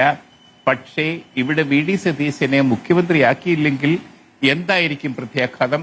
അതുകൊണ്ടാണ് ഞാൻ ആദ്യമേ പണ്ട് കേരള കോൺഗ്രസിന്റെ ജന്മം ഇങ്ങനെയൊരു സാഹചര്യത്തിലായിരുന്നു ഇത് ചൂണ്ടിക്കാണിച്ചത്. തീർച്ചയായിട്ടും ഇന്നത്തെ രാഷ്ട്രീയ സാഹചര്യത്തിൽ കോൺഗ്രസ് ദേശീയ തലത്തിൽ വളരെ ദുർബലമായിരിക്കുന്ന ഇന്നത്തെ ഘട്ടത്തിൽ ഇതുപോലെ ഒരു ബലപരീക്ഷണത്തിന്, ഇതുപോലെയുള്ള പരീക്ഷണത്തിന് ഒരിക്കലും കോൺഗ്രസ് നേതൃത്വം, ഹൈക്കമാൻഡ് തയ്യാറാവരുത്. ഹൈക്കമാൻഡ് എല്ലാവരെയും വിളിച്ചുകൂട്ടി ഒരു സമവായം ഉണ്ടാക്കി വേണം ആര് മുഖ്യമന്ത്രി എന്ന് തീരുമാനിക്കാൻ എന്ന് മാത്രമേ എനിക്ക് പറയാനുള്ളൂ. ശരി, ശ്രീ എസ് സജീവൻ, ഇപ്പോ ഈ പറയുന്ന ബലാബലം അനുസരിച്ച് ഒരു തീരുമാനം ഉണ്ടാവുകയാണെങ്കിൽ VD സതീശൻ എന്തു ചെയ്യും എന്നതാണ് ഒരു ചോദ്യം. ഇപ്പൊ ഉമ്മൻചാണ്ടി സർക്കാരിന്റെ കാലത്ത് അദ്ദേഹത്തിന് മന്ത്രിസ്ഥാനം ലഭിക്കാത്തതുമായി ബന്ധപ്പെട്ട് അദ്ദേഹത്തിന് വലിയ ദുഃഖമുണ്ടായിരുന്നു എന്നതാണ് അദ്ദേഹത്തിന്റെ പ്രതികരണങ്ങളൊക്കെ മുൻപ് ജേക്കബ് ജോർജ് തന്നെ ഈ ചർച്ചയിൽ പറഞ്ഞിട്ടുള്ളതാണ്. അപ്പോൾ വലിയ ദുഃഖമുണ്ടായിരുന്നു, അനീതി സംഭവിച്ചു എന്നതാണ് അദ്ദേഹം പറഞ്ഞിരുന്നത്. ഇതുവരെ ഒരു മന്ത്രി പോലും ആയിട്ടില്ല. അങ്ങനെ ഒരാളിലേക്കാണ് 2021 പാർട്ടി ആ ഉത്തരവാദിത്വം ഏറ്റെടുത്തു കൊടുക്കുന്നത്. അങ്ങനെ ഇപ്പൊ KC വേണുഗോപാലോ രമേശ് ചെന്നിത്തലയോ മുഖ്യമന്ത്രിയാകുന്ന ഒരു ക്യാബിനറ്റിലെങ്കിലും VD സതീശൻ ഉണ്ടാകുമോ?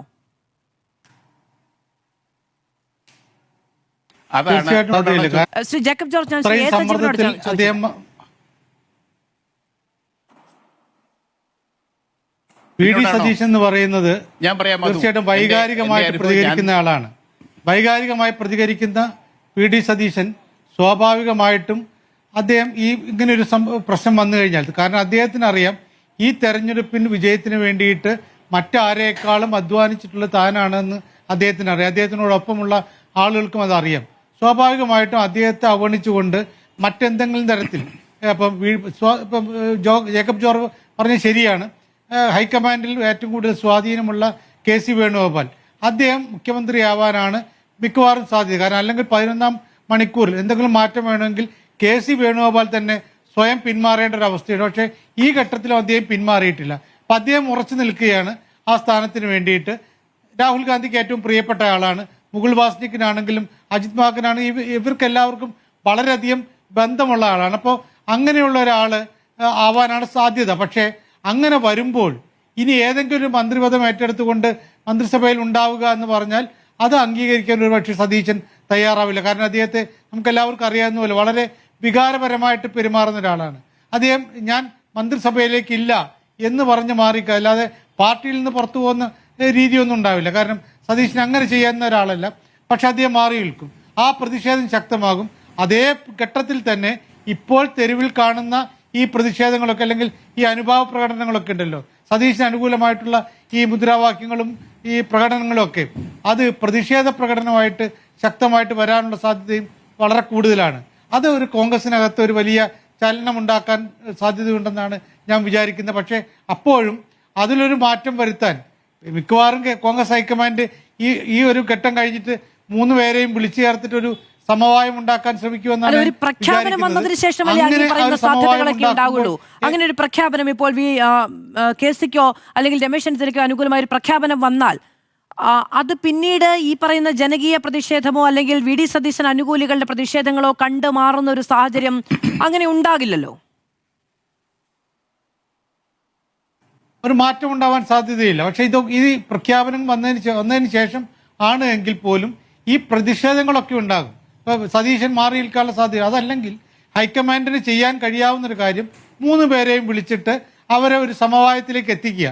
സതീശനെ ഒന്ന് മയപ്പെടുത്താൻ ശ്രമിച്ചു കഴിഞ്ഞാൽ അതിനവർക്ക് വിജയിക്കാൻ പറ്റിയിട്ടുണ്ടെങ്കിൽ സ്വാഭാവികമായിട്ട് ഇത്തരം കാര്യങ്ങളൊന്നും ഉണ്ടാവണമെന്ന് ഇല്ല.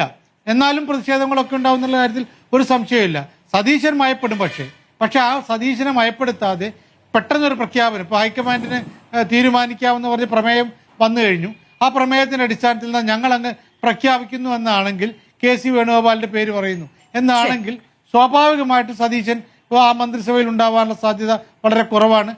അദ്ദേഹത്തിന്റെ അനുയായികൾ, അദ്ദേഹത്തിന് വേണ്ടി രംഗത്തിറങ്ങിയിട്ടുള്ള ആളുകൾ അവർ അതിശക്തമായിട്ടുള്ള പ്രതിഷേധവുമായിട്ട് രംഗത്തിറങ്ങും എന്നുള്ള കാര്യത്തിൽ ഒരു സംശയവുമില്ല. ക്രൈസിസ് ഉണ്ടാകുന്ന സമയത്ത് അത് പരിഹരിക്കുക എന്നതാണ് ഒരു പാർട്ടിയുടെ ഏറ്റവും മുതിർന്ന നേതാക്കളുടെ ഉത്തരവാദിത്തം എന്നതാണ് നമ്മളൊക്കെ വിചാരിക്കുന്നത്. പക്ഷെ ഇപ്പോൾ ആ നേതാക്കളാണ് ഈ പറയുന്ന എല്ലാ ചർച്ചകളുടെയും കാരണം, ഹേതു എന്ന നിലയ്ക്ക് അവിടെ നിൽക്കുകയും ചെയ്യുന്നത്. ഇപ്പോൾ കെ.സി. വേണുഗോപാൽ ഇതിനു മുൻപ് കേരളത്തിലൊരു മുതിർന്ന മാധ്യമപ്രവർത്തകൻ അദ്ദേഹത്തോട് മുഖ്യമന്ത്രി സ്ഥാനത്തേക്ക് മത്സരിക്കുന്ന ആളുകളുടെ കാര്യം പറഞ്ഞപ്പോൾ എൻ്റെ പേര് വെട്ടിക്കൊള്ളൂ എന്ന് പറഞ്ഞത് കേരളം കേട്ടതാണ്. ഇപ്പോൾ പക്ഷേ ഈ പറയുന്ന എല്ലാ വിവാദങ്ങൾക്കുമിടയിൽ അദ്ദേഹം ഞാനില്ല എന്ന് പറയുന്നില്ല. ഇനി MP-മാർ മത്സരിക്കേണ്ടതില്ല എന്ന തീരുമാനം ഹൈക്കമാൻഡ് എടുത്തു. അതിനുശേഷം വിജയിച്ചു വരുമ്പോൾ ഒരു MP-ക്ക് അങ്ങനെ ഒരു സ്ഥാനം കിട്ടുമ്പോൾ മറ്റുള്ളവർക്ക് ഒരു നീതി നിഷേധം എന്നൊരു സാഹചര്യം ഉണ്ടാകുമല്ലോ. ഈ 2 കാര്യങ്ങളെ എങ്ങനെ ഹൈക്കമാൻഡും നേതൃത്വവും വിശദീകരിക്കും?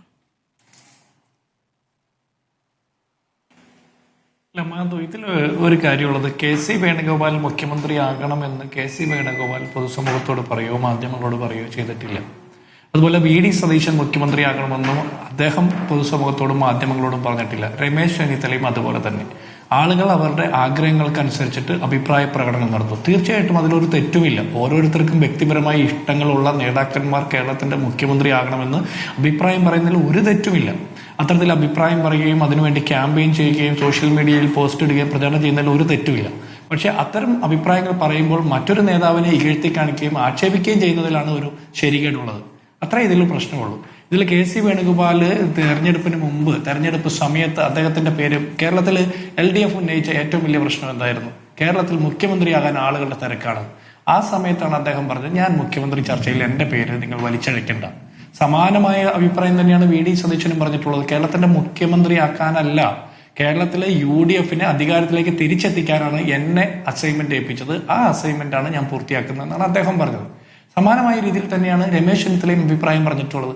അപ്പോ ഇവര് മുഖ്യമന്ത്രി ആകണം എന്ന് മറ്റാളുകൾ ആഗ്രഹിച്ച അഭിപ്രായം പറയുന്നു എന്നുള്ളതിനപ്പുറം ഇവരാരും വ്യക്തിപരമായിട്ട് അത്തരം അഭിപ്രായങ്ങൾ പരസ്യമായി പറയാത്തിടത്തോളം അത്തരം കാര്യങ്ങളുടെ പുറകെ നിന്ന് അഭിപ്രായം പറയുന്നത് ഒരു പാർട്ടി നിലപാടല്ലാത്തതുകൊണ്ട് ഞാൻ അക്കാര്യം പറയുന്നില്ല. ഇനി വി ഡി സതീശൻ കേരളത്തിലെ പ്രതിപക്ഷ നേതാവാണ്. കഴിഞ്ഞ 5 വർഷക്കാലം പ്രതിപക്ഷത്തെ മുന്നിൽ നിന്ന് നയിച്ചയാളാണ്. പ്രതിപക്ഷത്തിന്റെ, UDF-ന്റെ, കോൺഗ്രസിന്റെ, പാർലമെന്ററി പാർട്ടിയുടെ അഭിപ്രായങ്ങളാണ് അദ്ദേഹം പൊതുസമൂഹത്തോട് വിളിച്ചു പറഞ്ഞിട്ടുള്ളത്. അത് അദ്ദേഹത്തിന്റെ ജോലിയായിരുന്നു. അദ്ദേഹം വൃത്തിക്കും കൃത്യമായും ചെയ്തിട്ടുണ്ട്. കേരളത്തിലെ എല്ലാ പൊതുപ്രവർത്തകർക്കും കോൺഗ്രസ് UDF പ്രവർത്തകർക്കും അഭിമാനകരമായ രീതിയിൽ UDF-നെ നയിച്ച നേതാവാണ് വി ഡി സതീശൻ. അതിലൊരു അഭിപ്രായ വ്യത്യാസമില്ല. അതേസമയം തന്നെ മുൻ പ്രതിപക്ഷ നേതാവ് രമേശ് ചെന്നിത്തലയും അദ്ദേഹത്തിൻ്റെതായ പങ്ക് വഹിച്ചുകൊണ്ട് കേരളത്തിലെമ്പാടും ഓടി നടന്ന് സംഘടനാ പ്രവർത്തനവും മുന്നണി പ്രവർത്തനവും നടത്തിയിട്ടുണ്ട്. അദ്ദേഹത്തിൻ്റെതായ ക്യാമ്പയിനുകൾ അദ്ദേഹം നടത്തിയിട്ടുണ്ട്. സമാനമായ രീതിയിൽ തന്നെയാണ് കഴിഞ്ഞ തെരഞ്ഞെടുപ്പ് കാലത്ത് കേരളത്തിലെമ്പാടും 80-ലധികം നിയമസഭാ സീറ്റിൽ ഷാഫി പറമ്പലിന്റെ പ്രചരണം നടത്തിയത് KPCC പ്രസിഡന്റും വർക്കിംഗ് പ്രസിഡന്റും വൈസ് പ്രസിഡന്റുമാരടക്കം മുതിർന്ന നേതാക്കന്മാരെല്ലാം മത്സരിക്കാൻ പോയ സമയത്ത് കേരളത്തിലെ KPCCയെ കേരളത്തിലെ വാർ റൂമിനെ കൺട്രോൾ ചെയ്ത് നേതൃത്വം നൽകി പ്രചരണ രംഗത്ത് മുന്നോട്ട് നയിച്ചത് KC വേണുഗോപാലിന്റെ നേതൃത്വത്തിലാണ്. സാമ്പത്തിക പരാധീനതകളില്ലാതെ സ്ഥാനാർത്ഥികൾക്ക് മുന്നോട്ട് പോകാനുള്ള ക്യാമ്പയിൻ സാഹചര്യം ഒരുക്കി കൊടുത്തത് AICCയിൽ നിന്നടക്കമുള്ള നേതാക്കന്മാരെ കൊണ്ട് സ്റ്റാർ ക്യാമ്പയിനർമാരെ കൊണ്ടുവന്ന് അത്തരത്തിൽ ക്യാമ്പയിനിങ് പ്രോസസ്സിന് വാർ റൂമിന് നേതൃത്വം കൊടുത്ത് എല്ലാ രീതിയിലും നേതൃത്വം കൊടുത്ത KC വേണുഗോപാലാണ്, ഷാഫി പറമ്പിലാണ്. അതുപോലെ ഓരോ നേതാക്കന്മാർക്കും അവരുടേതായ പങ്ക് കൃത്യമായി നിർവഹിച്ചു. താഴെ തട്ടിലുള്ള പ്രവർത്തകർ തൊട്ട് മുതിർന്ന നേതാക്കന്മാർ വരെ ഒരേ ലക്ഷ്യം മുന്നിൽ വെച്ച് ഒന്നിച്ച് പ്രവർത്തിച്ചുകൊണ്ടാണ് ഇത്രയും വലിയ വിജയം കിട്ടിയത്. ഇത് ഏതെങ്കിലും ഒരു നേതാവിന്റെ മാത്രം വിജയമാണെന്ന് അവകാശപ്പെടുന്നതും അല്പത്തരമാണ്. ഏതെങ്കിലും ഒരു നേതാവ് ചെയ്തിട്ടില്ല എന്ന് പറയുന്നതും അല്പത്തരമാണ്. അപ്പൊ ഇതിൽ നമ്മൾ മനസ്സിലാക്കേണ്ടത് എല്ലാ സാഹചര്യങ്ങളും പഠിച്ചിട്ട് MLA-മാരുടെ അഭിപ്രായം കേൾക്കും, മുന്നണിയുടെ മറ്റ് ഘടകകക്ഷികളുടെ അഭിപ്രായം കേൾക്കും, മുതിർന്ന നേതാക്കന്മാരുടെ അഭിപ്രായം കേൾക്കും, KPCC മുൻ പ്രസിഡന്റുമാരുടെയും AICC വർക്കിംഗ് കമ്മിറ്റി മെമ്പർമാരുടെ അഭിപ്രായം കേൾക്കും, MP-മാരുടെ അഭിപ്രായം കേൾക്കും. എല്ലാവരുടെയും അഭിപ്രായം കേട്ടിട്ട് ഉചിതമായ സമയത്ത് ഉചിതമായ ഒരാളെ കേരളത്തിന്റെ മുഖ്യമന്ത്രിയായിട്ട് ഹൈക്കമാൻഡ് പ്രഖ്യാപിക്കും. അതുവരെയുള്ള തിടുക്കങ്ങൾ, താല്പര്യങ്ങളൊക്കെ യൂത്ത് കോൺഗ്രസിന്റെ സംസ്ഥാന വർക്കിംഗ് പ്രസിഡന്റ് എന്ന ഒരു പ്രത്യേക പദവി പെട്ടെന്നുണ്ടാക്കി വന്ന ശ്രീ ബിനു ചുള്ളിയിലുണ്ടല്ലോ. ശ്രീ ബിനു ചുള്ളിയിൽ കുറച്ച് മുമ്പിട്ട പോസ്റ്റിൽ KC വേണുഗോപാലിനെതിരെ കടുത്ത സൈബർ ആക്രമണം ഉണ്ടാകുന്നു എന്നാണ് പറയുന്നത്. ഇപ്പൊ തെരഞ്ഞെടുപ്പിന് മുമ്പ് KC വേണുഗോപാലിനെതിരെ ഒരുപക്ഷെ CPM എന്ന് പറയാം. തെരഞ്ഞെടുപ്പിന് ശേഷം ഈ ചർച്ചകൾ നടക്കുന്നതിനിടയിൽ KC വേണുഗോപാലിനെതിരെ സൈബർ ആക്രമണം നടത്തുന്നത് ആരാണ്, ആർക്ക് വേണ്ടിയാണ്? അല്ല, ബിനു ചുള്ളിയിൽ യൂത്ത് കോൺഗ്രസിന്റെ വർക്കിംഗ് പ്രസിഡന്റ് എന്നൊരു പ്രത്യേക പദവി പെട്ടെന്ന് ഉണ്ടാക്കി എന്ന് പറയുന്നതിൽ അർത്ഥമില്ല. ഓരോ സംസ്ഥാനത്തെയും സാഹചര്യം അനുസരിച്ചിട്ടാണ് വർക്കിംഗ് കമ്മിറ്റി പ്രസിഡന്റ് സ്ഥാനം ഉണ്ടാക്കുന്നത്. KPCC വർക്കിംഗ് പ്രസിഡന്റ് മുൻപ് കാലങ്ങളിൽ ഉണ്ടായിരുന്നില്ല, ഈ അടുത്ത കാലത്ത് ഉണ്ടാക്കിയത്. അപ്പോൾ ഓരോ നേതാക്കന്മാരെ അക്കോമഡേറ്റ് ചെയ്യാൻ വേണ്ടിയിട്ടുള്ള അത്രയും സ്ട്രാറ്റജികൾ എടുക്കുന്നതാണ്. അത് അദ്ദേഹത്തിന്റെ കാര്യം. ഇനി അദ്ദേഹം പറഞ്ഞ സൈബർ അറ്റാക്കിന്റെ കാര്യം. VD സതീശൻ മുഖ്യമന്ത്രിയാകണമെന്ന് ആഗ്രഹിക്കുന്ന ആളുകൾക്ക് അവരുടെ അഭിപ്രായം പറയാം. KC വേണുഗോപാൽ ആകണമെന്ന് ആഗ്രഹിക്കുന്നവർക്കും രമേശ് ചെന്നിത്തല ആകണമെന്ന് ആഗ്രഹിക്കുന്നവർക്കും അവരുടെ അഭിപ്രായം പറയും. പക്ഷേ അത് പറയുന്നതിനോടൊപ്പം KC വേണുഗോപാൽ മാത്രം മോശപ്പെട്ട ഒരു നേതാവാണെന്നുള്ള അഭിപ്രായം ഉണ്ടായാൽ അത്തരത്തിലൊരു നരേറ്റീവ് ഉണ്ടാക്കുന്നത് ശരിയല്ല. അത് ആര് പറഞ്ഞാലും അതൊരു കോൺഗ്രസ് രാഷ്ട്രീയമല്ല. അപ്പൊ നമുക്ക് എതിരഭിപ്രായമുള്ള ആളുകളെ പരസ്യമായി താറടിച്ച് അഭിപ്രായ വ്യത്യാസങ്ങൾ കാണിക്കുന്ന ഒരു രാഷ്ട്രീയ മര്യാദയല്ല എന്നുള്ളതാണ് അദ്ദേഹം ചൂണ്ടിക്കാണിച്ചത്. അതിൽ കോൺഗ്രസ്സുകാർ മാത്രമാണോ അല്ലെങ്കിൽ മറ്റു പാർട്ടിക്കാരുണ്ടോ എന്നുള്ളതൊക്കെ പരിശോധിക്കപ്പെടേണ്ടതാണ്. അക്കാര്യത്തെ കുറിച്ച് വ്യക്തമായിട്ട് എനിക്ക് ധാരണയില്ലാത്തതുകൊണ്ട് ഞാൻ പറയുന്നില്ല. പക്ഷേ KC വേണുഗോപാൽ എന്ന നേതാവിനെ ഇകഴ്ത്തി കാണിക്കാനുള്ള ഒരു ആസൂത്രിത ശ്രമം മാധ്യമങ്ങളിലൂടെ, സോഷ്യൽ മീഡിയയിലൂടെ ഒക്കെ നടക്കുന്നുണ്ടെന്നുള്ള കാര്യം വ്യക്തമാണ്. VD സതീശനെതിരെ വലിയ ആരോപണങ്ങൾ ഉണ്ടാകുന്നില്ലേ? VD സതീശന്റെ ഓരോ ഫേസ്ബുക്ക് പോസ്റ്റും താഴെ ഉണ്ടാകുന്നില്ലേ? ഇന്നിപ്പോ VD സതീശൻ ദേശീയ മാധ്യമത്തിന് നൽകിയ ഒരു ഇന്റർവ്യൂവിൽ അദ്ദേഹത്തിൻ്റെതായ സവിശേഷതകൾ എടുത്തു പറയുന്നുണ്ട്. ലീഡർഷിപ്പ് എങ്ങനെയാണ് പ്രധാനമാകുന്നത് അടക്കമുള്ള കാര്യങ്ങൾ പറയുന്നുണ്ട്. ഈ വാർത്തകളൊക്കെ വരുന്നതിന് താഴെ VD സതീശനെതിരെയും ഇത്തരത്തിലുള്ള അറ്റാക്ക് ഉണ്ടാകുന്നുണ്ട്. രമേശ് ചെന്നിത്തലയ്ക്കെതിരെയും ഇത്തരം അറ്റാക്കുകൾ ഉണ്ടാകുന്നുണ്ട്. ഭരണം കിട്ടിയതിനു ശേഷം അല്ലെങ്കിൽ ജയിച്ചതിന് ശേഷം നിങ്ങൾക്ക് എതിർ രാഷ്ട്രീയ പാർട്ടികളുടെ അണികളല്ലല്ലോ, നിങ്ങളുടെ അണികൾക്കിടയിൽ നിന്ന് നിങ്ങളുടെ നേതാക്കൾക്കെതിരെ ഈ ആക്രമണം ഉണ്ടാകുന്നുണ്ടെങ്കിൽ അതിന് കാരണക്കാരാണ്? അല്ല, അതിൽ ഞാൻ അങ്ങനെ ഒരു അതിവായന നടത്താൻ ഞാൻ ആഗ്രഹിക്കുന്നില്ല. കാരണം VD സതീശനെതിരെ പറഞ്ഞാലും KC വേണുഗോപാലിനെതിരെ പറഞ്ഞാലും രമേശ് ചെന്നിത്തലയ്ക്കെതിരെ പറഞ്ഞാലും മറ്റേതൊരു നേതാവിനെതിരെ പറഞ്ഞാലും അത് കോൺഗ്രസിന്റെ യഥാർത്ഥ കോൺഗ്രസ് പ്രവർത്തകരായിട്ടുള്ള ആളുകളാണെന്ന് ഞാൻ വിചാരിക്കുന്നില്ല. സോഷ്യൽ മീഡിയയിലും മാധ്യമങ്ങളുടെ ചാനൽ ഇന്റർവ്യൂവിന് താഴെ വരുന്ന കമന്റ് ബോക്സിൽ വരുന്ന പലരും പേരും അഡ്രസ്സും മേൽവിലാസവും ഒന്നും ഇല്ലാത്ത ആളുകളാണ്. അത്ര അഭിപ്രായം പറയുന്നുണ്ട്. പക്ഷെ അതിൽ ഏതെങ്കിലും ഒരു കോൺഗ്രസ്സുകാർ അത് കണ്ടിട്ട് അതിൽ പെട്ടുപോകാൻ പാടില്ല എന്നുള്ളതാണ് അഭിപ്രായം. അത്തരത്തിലൊരു ആസൂത്രിതമായിട്ടുള്ള നീക്കം നടക്കുന്നുണ്ടെങ്കിൽ അത് ശരിയല്ല. ഇവിടെ നമ്മൾ കാണേണ്ടത് ഈ 3 നേതാക്കന്മാരും തങ്ങൾക്ക് മുഖ്യമന്ത്രിമാരാകണമെന്ന് പറഞ്ഞിട്ടില്ല. കോൺഗ്രസിന്റെ പ്രൊസീജിയർ അനുസരിച്ചിട്ട് MLA-മാരുടെ അഭിപ്രായം കേൾക്കുന്ന ഘട്ടമാണ്, നേതാക്കന്മാരുടെ അഭിപ്രായം കേൾക്കുന്ന ഘട്ടമാണ്. വേവുന്നതിന് മുമ്പ് ഉണ്ണാനായിട്ടിരിക്കുന്ന ആഗ്രഹം കാണിക്കുന്ന ആളുകൾ അല്പം ഒന്ന് അടങ്ങിയിട്ട് പാർട്ടി തീരുമാനത്തിന് വേണ്ടി വെയിറ്റ് ചെയ്യണം. നമ്മൾ ആൾക്കൂട്ടത്തിന്റെ സൈക്കോളജിക്ക് അനുസരിച്ചിട്ടല്ല തീരുമാനമെടുക്കേണ്ടത്. ഏറ്റവും ഉചിതമായ തീരുമാനമെടുത്ത് കേരളത്തെ വരുന്ന 5 വർഷക്കാലം നയിക്കേണ്ട നേതാവ് ആരാണെന്നുള്ള തീരുമാനമെടുക്കുമ്പോൾ അത് കൃത്യമായി ഉചിതമായ രാഷ്ട്രീയ ബോധ്യത്തോടു കൂടി തന്നെ എടുക്കേണ്ട സമയമാണ്.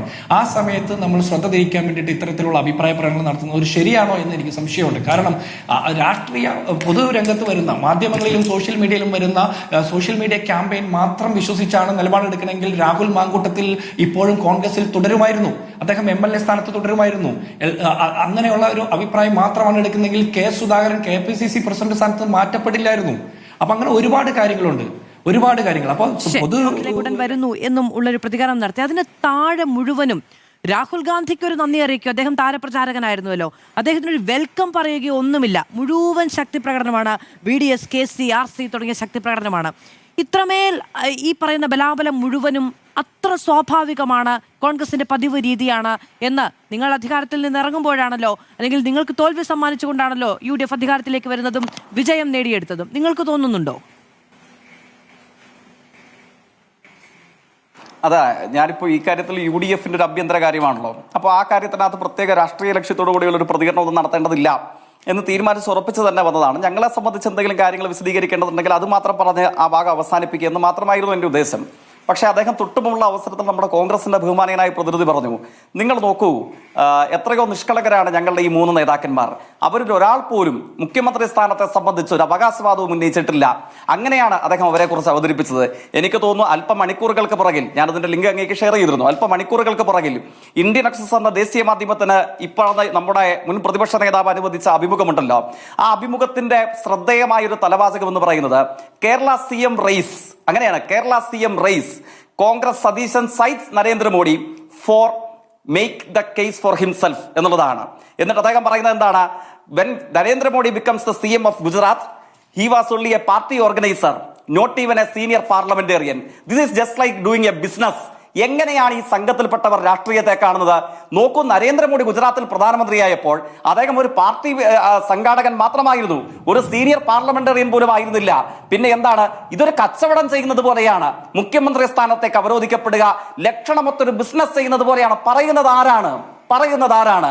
അല്പമണിക്കൂറുകൾക്ക് പുറകിൽ ഒരു താല്പര്യവുമില്ല എന്ന്, ഒരാവശ്യവുമില്ല എന്ന് കോൺഗ്രസിന്റെ പ്രതിനിധി അപകടപൂർണമായ നിഷ്കളങ്കതയോടുകൂടെ നമ്മളുടെ മുമ്പിൽ പാലഭിഷേകം നടത്തി തെളിയിക്കാൻ ശ്രമിച്ച കേരളത്തിന്റെ മുൻ പ്രതിപക്ഷ നേതാവ് പറവൂർ MLA, അദ്ദേഹം CM ആകാതിരിക്കോ, അത് അവരുടെ കാര്യം. പക്ഷേ അദ്ദേഹം തൊട്ടു മുമ്പ് പറഞ്ഞത്, സ്വയം അദ്ദേഹം സമീകരിച്ചത് ആയിരങ്ങളെ കൊന്നൊടുക്കിയ വർഗീയ കലാപത്തിലൂടെ നേതാവായി വന്നിട്ടുള്ള ഗുജറാത്തിന്റെ പ്രധാനമന്ത്രിയെയാണ്. അല്ല, ഗുജറാത്തിൽ നിന്നുള്ള മുഖ്യമന്ത്രി ഇപ്പോഴത്തെ നമ്മുടെ പ്രധാനമന്ത്രിയെയാണ് അല്ലേ? മതനിരപേക്ഷവാദികളുടെ, ഞാൻ ഒരു വിഭാഗത്തെയും കോട്ട് ചെയ്യുന്നില്ല, മതനിരപേക്ഷവാദികളുടെ വിപുലമായ പിന്തുണ കൂടെ ലഭിക്കാതെ UDFന് ഇത്ര വിജയം ഉണ്ടാവില്ലല്ലോ. അദ്ദേഹത്തിന് സ്വയം സമീകരിക്കണമെങ്കിൽ കേരളത്തിൽ എത്ര നേതാക്കന്മാരുണ്ടായിരുന്നു? എനിക്ക് തോന്നുന്നു സഖാ VS ഒരു പാർലമെന്ററി പദവിയും അലങ്കരിക്കാതെയാണ് നേരിട്ട് മുഖ്യമന്ത്രിയാകുന്നത്. പക്ഷേ കേരളത്തിന്റെ മുൻ പ്രതിപക്ഷ നേതാവ് പറവൂർ MLAക്ക് പത്യം ആരുമായി സമീകരിക്കാനാണ്?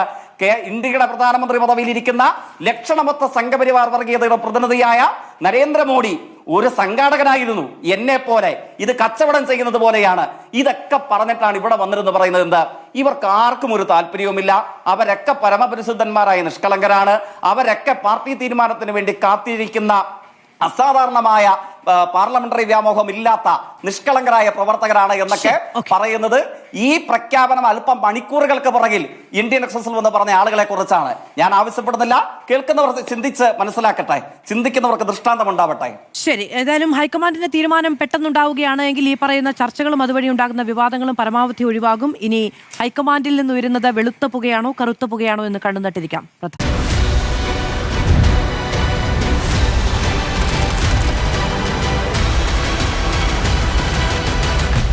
Debate with Madhu Saji.